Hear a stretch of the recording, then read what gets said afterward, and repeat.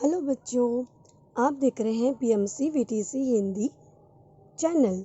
बच्चों, वीडियो देखने के बाद आपको क्या करना होगा यह मैं आपको बताती हूँ। बच्चों, आपको वीडियो देखने के बाद डिस्क्रिप्शन बॉक्स में इस वीडियो के घटक से संबंधित कुछ आसान प्रश्न दिए गए हैं, उन्हें आपको अपनी कॉपी में हल करना होगा। और साथ ही साथ में वीडियो के डिस्क्रिप्शन बॉक्स में वीडियो से संबंधित एक छोटा सा गूगल फॉर्म दिया गया है, जिसकी लिंक आपको दिया है। आप अपने मतों के द्वारा हमें बताइए कि आपको वीडियो कैसा लगा। और साथ ही में बच्चों, आपको बीएमसी वीटीसी हिंदी चैनल को लाइक एंड सब्सक्राइब करना बिल्कुल ना भूलें, जिससे कि आपको हमारे सभी नए वीडियो की जानकारी प्राप्त हो जाएगी।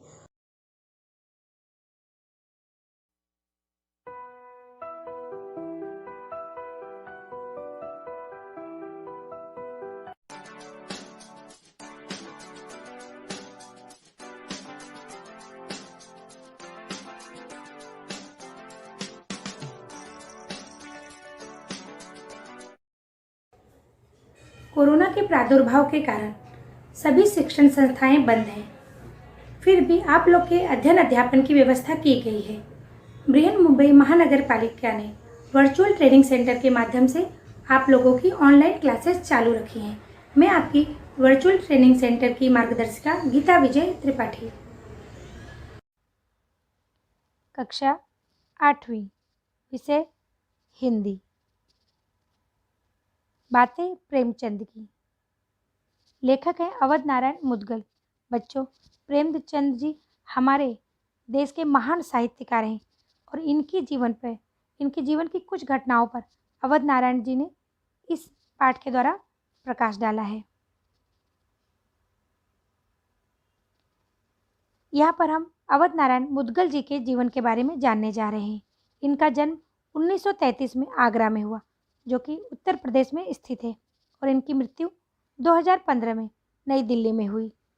अवध नारायण मुदगल हिंदी साहित्य के वरिष्ठ चिंतक, लेखक, संपादक एवं यात्रा लेखक थे। आपने सारिका पत्रिका का 27 वर्षों तक संपादन किया। छंदबद्ध और छंद मुक्त दोनों प्रकार की कविताएं आपने लिखी हैं। आपका रचना संसार लघु कथाओं, व्यंग्यों, निबंधों तक फैला हुआ है। आपको साहित्य अकादमी द्वारा सम्मानित किया गया है।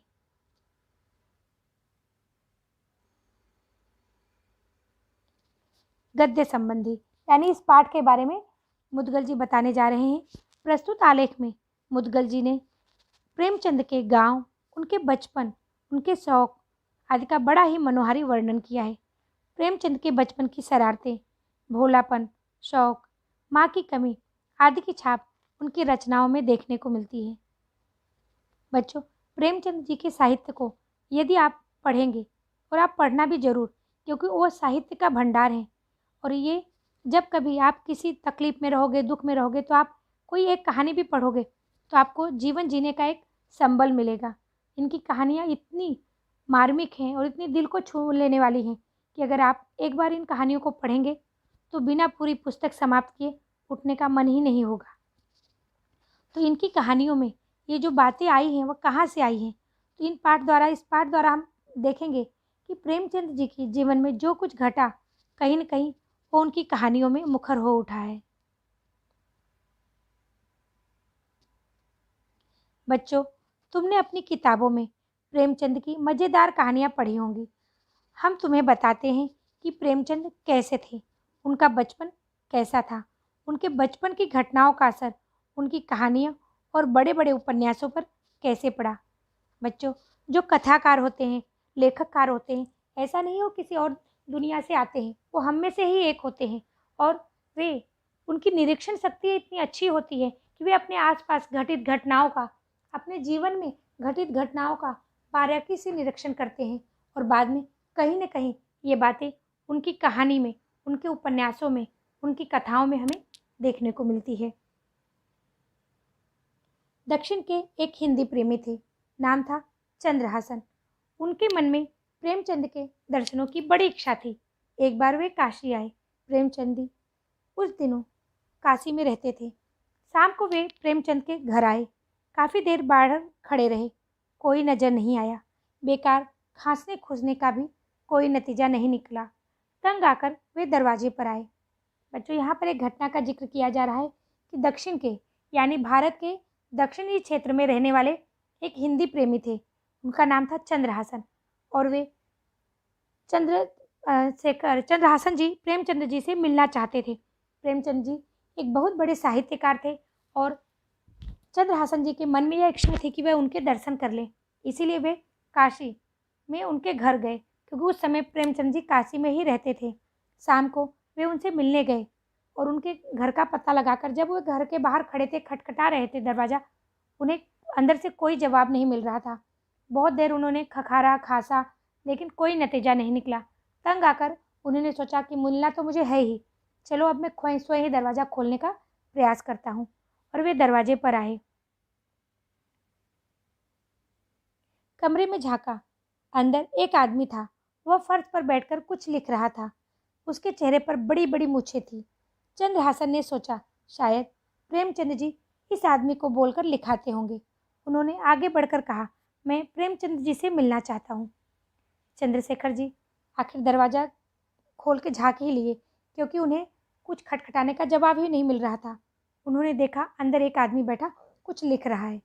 तब उन्हें ख्याल आया कि यह आदमी शायद लिखने वाला होगा, जिसे प्रेमचंद जी लिखने का काम देते होंगे, स्वयं बोलते होंगे और ये आदमी सुन सुनकर लिखता होगा।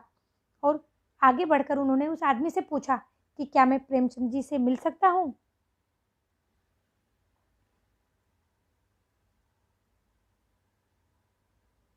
फर्श पर बैठे आदमी ने नजरें उठाकर ताज्जुब से आंगतुक तो देखा, कलम रख दी और ठहाका लगाते हुए कहा, खड़े खड़े मुलाकात करेंगे क्या? बैठिए और मुलाकात कीजिए। मैं ही।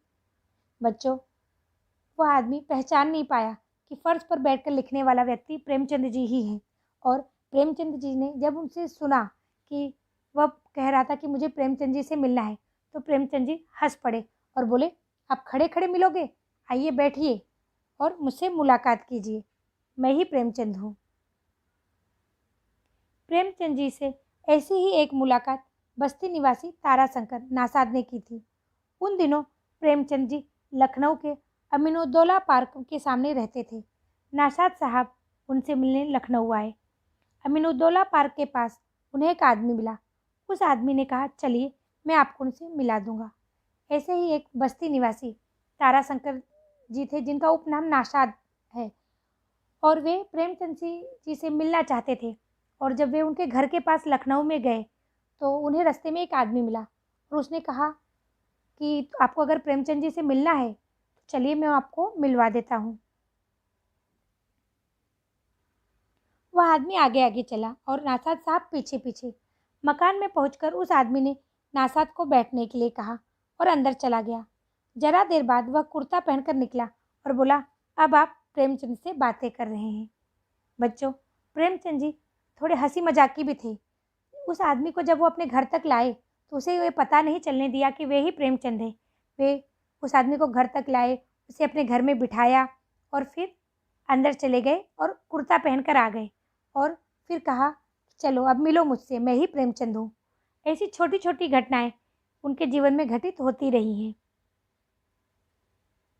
ऐसी और भी बहुत सी घटनाएं हैं जो प्रेमचंद जी की बेबाकी, सादगी और भोलेपन की कहानी सुनाती हैं। प्रेमचंद जी के चरित्र की यही बेबाकी, सादगी और भोलापन उनके कथा पात्रों में भी है। उनके साहित्य पर सबसे ज़्यादा असर उनके बचपन की घटनाओं का पड़ा है। तुम्हें पता है, प्रेमचंद जी का बचपन ठीक तुम लोगों की ही तरह शैतानियों और शरारतों से भरा था। चलो मैं तुम्हें उनके बचपन के चंद वाक़यात सुनाता हूँ। यहाँ पर लेखक कह रहे हैं कि प्रेमचंद जी बहुत ही सीधे और सरल इंसान थे और यही सीधाई, यही सरलता उन्होंने अपने कथा पात्रों को भी आकार देने में दिया है। उनके साहित्य पर उनके बचपन की घटनाओं का बहुत असर पड़ा है। उनके बचपन की घटनाओं को अगर हम देखेंगे तो हम पाएंगे कि उन्होंने अपनी कहानी में, उपन्यासों में कहीं न कहीं अपने कथानायकों को अपने बचपन की छवि दी है।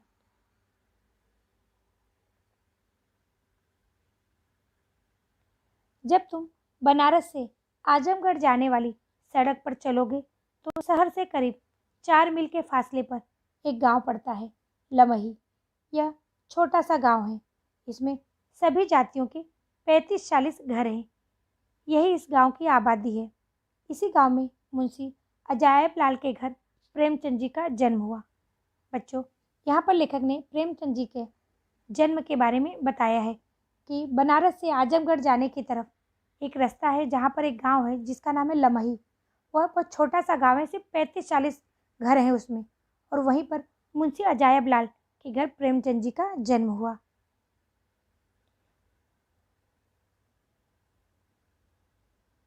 मुंशी अजायब लाल नेक तबीयत के आदमी थे। घर बाहर सब जगह वह अपनी बिसात भर दूसरों की मदद करते। वैसे बिसात ही कितनी थी, 10 रुपये में पर डाक मुंशी हुए थे और 40 रुपये तक पहुँचते पहुँचते रिटायर हो गए। संयोग से पत्नी भी उनको अपने अनुकूल ही मिली, देखने में जितनी सुंदर, स्वभाव में उतनी ही कोमल। बच्चों, प्रेमचंद जी के पिताजी मुंशी अजायब लाल बहुत ही अच्छे स्वभाव के थे। वे सदा ही दूसरों की मदद के लिए आगे रहते। वे डाक में मुंशी थे, 10 रुपये उनकी शुरुआती वेतन थी और रिटायर होते होते सिर्फ 40 रुपये तक ही बढ़ी थी। फिर भी इतनी कम रकम में भी उन्होंने सबकी मदद करने की ठानी थी। वे हर किसी की जितना उनसे होता था मदद जरूर करते थे, और उनकी पत्नी भी उन्हीं की स्वभाव जैसी उन्हें मिली। वह देखने में जितनी सुंदर थी, स्वभाव में भी उतनी ही मधुर थी। लेकिन उन्हें एक दुख था, उनके बच्चे नहीं जीते थे। 2 लड़कियां हुईं और दोनों जाती रहीं। गांव की औरतों ने शोर मचा दिया, आनंदी का अपने मैके जाना ठीक नहीं, वहाँ भूत लगते हैं। भूत प्रेत की बात तो दिगर है, लेकिन यह सच है कि उसके बाद तीसरी लड़की जिंदा रही।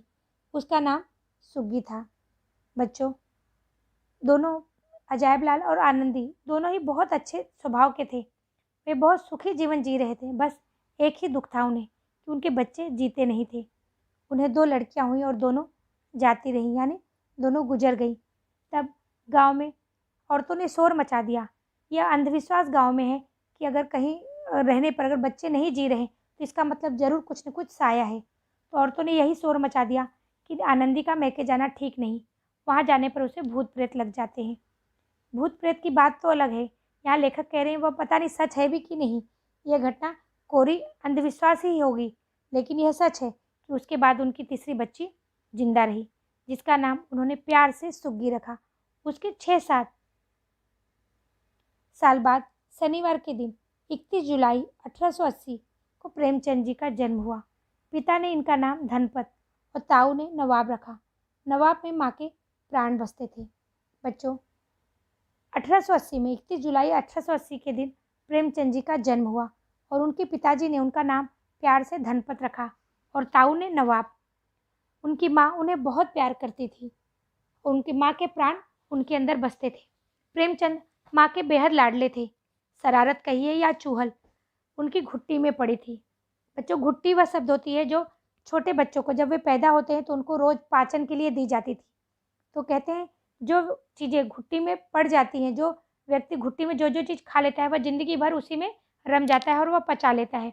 तो इसीलिए कहा जाता है कि शरारतें और चूहल प्रेमचंद जी की घुट्टी में पड़ी थी, अर्थात वो हमेशा शरारतें करते ही रहते थे।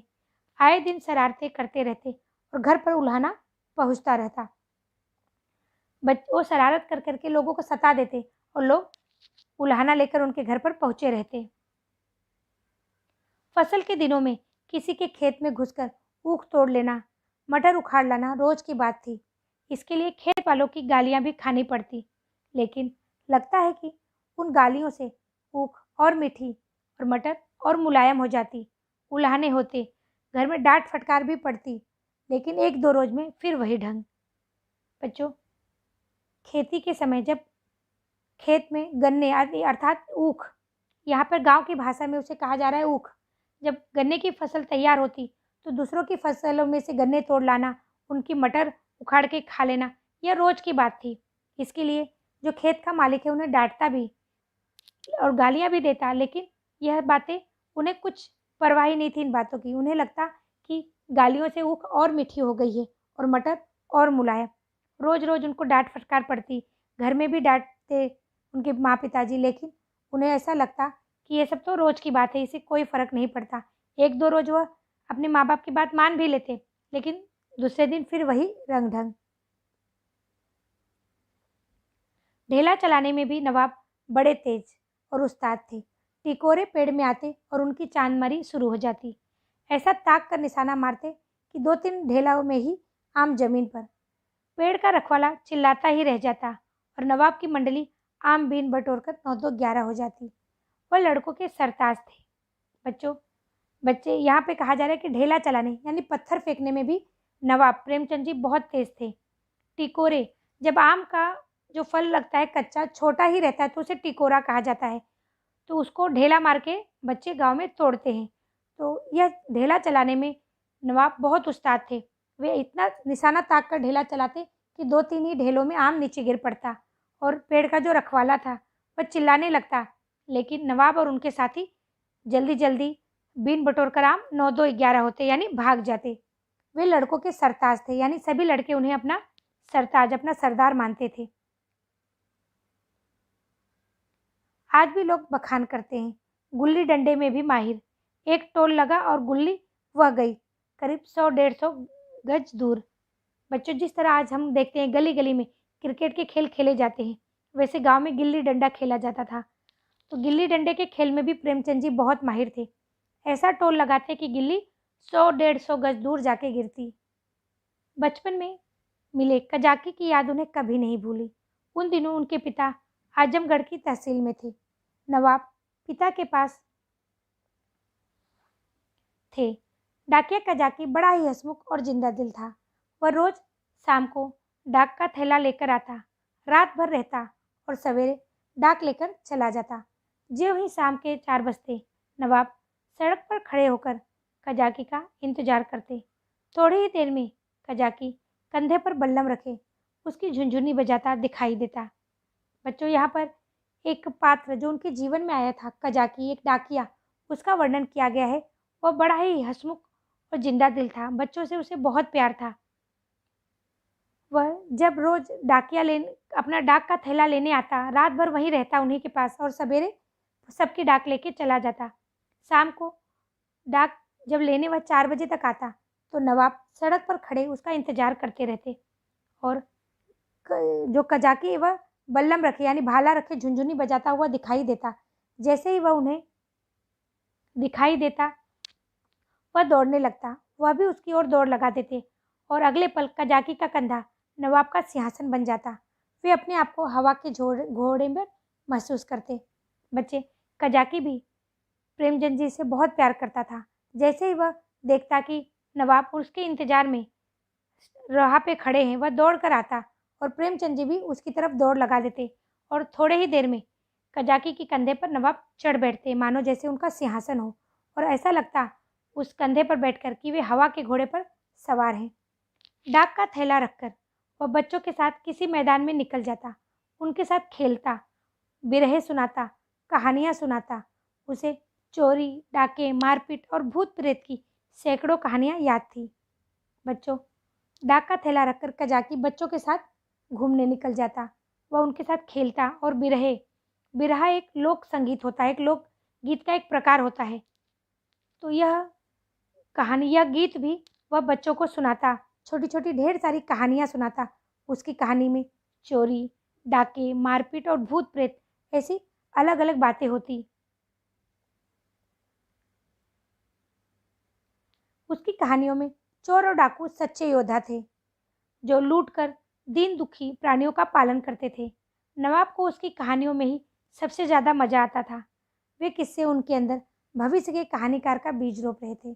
बच्चों, देखिए, छोटी छोटी घटनाएं अपने बचपन की किस तरह हमें भविष्य में एक दिशा निर्देश देती है। उसी तरह कजाकी की भी कहानियों में चोर और डाकू सच्चे योद्धा होते थे। वे बड़े अमीर लोगों को लूट कर दीन दुखियों की सेवा करते थे। ये सब कहानियाँ प्रेमचंद जी को बहुत अच्छी लगती और ऐसा लगता मानो भविष्य में जो उनका कहानीकार जन्म लेने वाला है वह इन्हीं से प्रेरणा पा रहा होगा। बच्चों, कहानी का एक भाग हमने देख लिया। चलिए अब हम शब्द वाटिका द्वारा कठिन शब्दों के अर्थ जानते हैं। नतीजा, परिणाम। ताज्जुब, परेशान। आगंतुक, आने वाला मेहमान। मुलाकात, भेंट। फासला, अंतर। आबादी, जनसंख्या। अनुकूल, सहायक, दिगर दूसरा,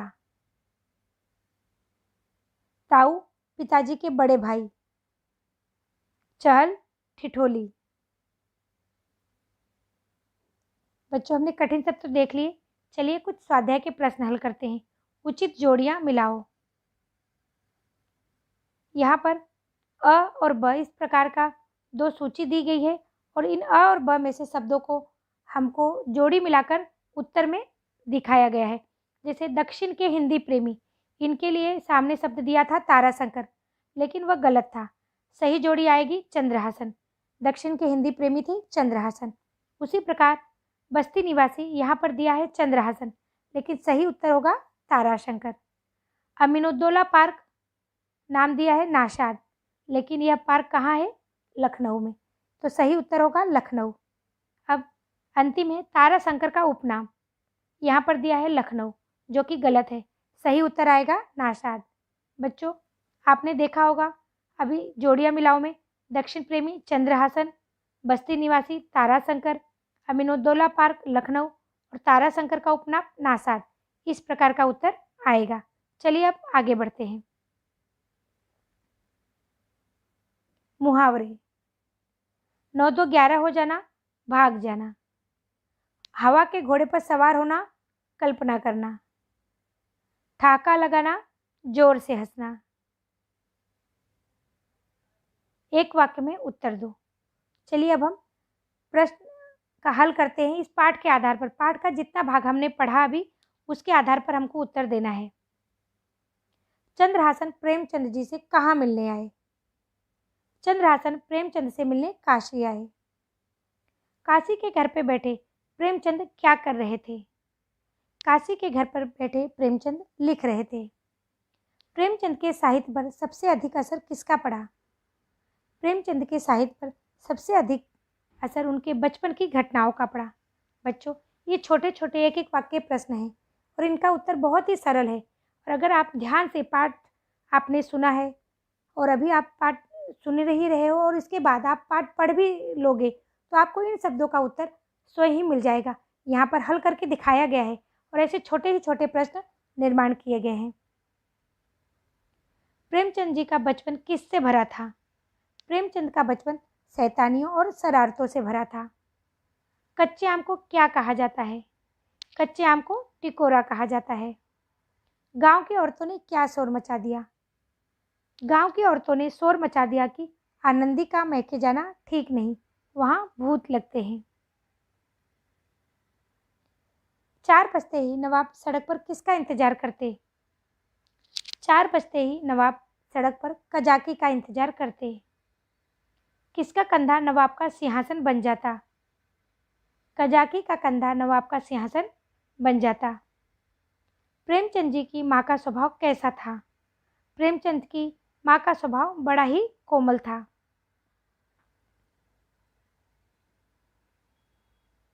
नाम लिखो।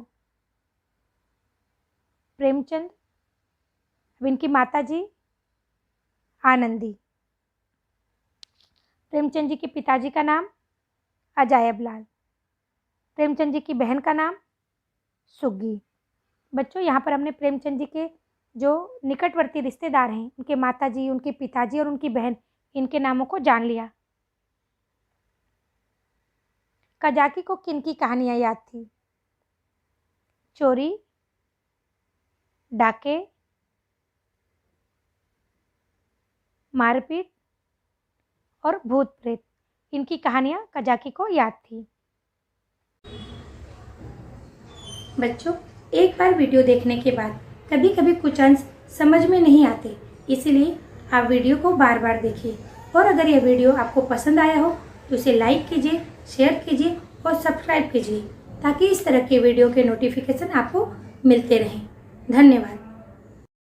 तो आज का विषय, आशा करती हूँ कि आप सभी को आज का विषय बहुत अच्छे समझ में आया होगा। और एक बार इन मुद्दों पर आप ना समझ पाए हो तो आप इस वीडियो को वापस से देखिएगा, समझ में जरूर आएगा आपको। और हाँ बच्चों, बीएमसी जो चैनल है इसे लाइक एंड सब्सक्राइब करना बिल्कुल ना भूलें, बेल आइकन को दबाना और भी ना भूलें, क्योंकि अगर आप बेल आइकन को दबाते हैं तो आपको नए नोटिफिकेशंस अपलोडिंग वीडियो के मिलते रहेंगे। थैंक यू बच्चों। घर पे रहिए, सुरक्षित रहिए, अपना ध्यान रखिए।